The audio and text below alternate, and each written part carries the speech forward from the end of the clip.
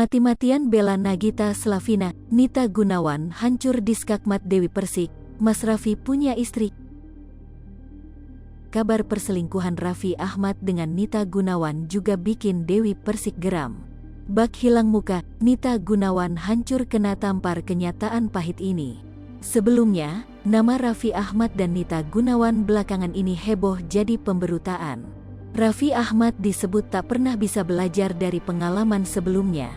Gara-gara kedekatannya yang tak biasa, Nita Gunawan makan hinaan disebut jadi wanita penggoda suami orang.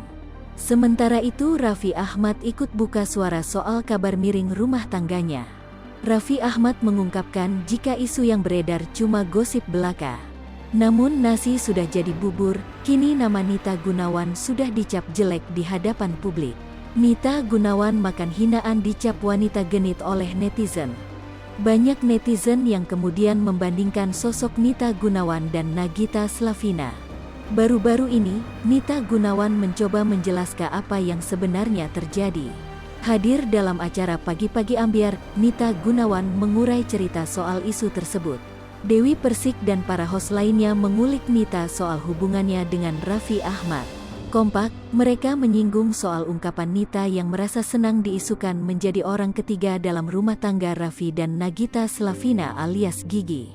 Bukan senang gitu sih, kan aku digosipin sama rekan kerja aku, Raffi Ahmad lagi, ujar Nita Gunawan. Udah punya istri lagi ya sayang, sahut Dewi Persik. Jangan dong, celetuk Nita.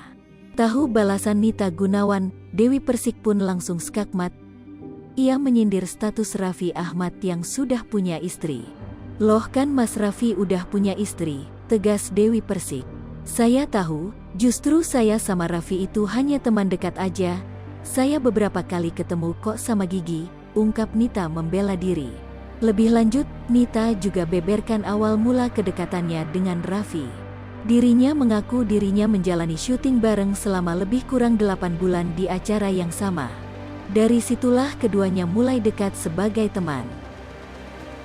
Hai pemirsa Sri Popo TV, jangan lupa komen, like, dan subscribe, serta tonton terus berita-berita terupdate lainnya ya.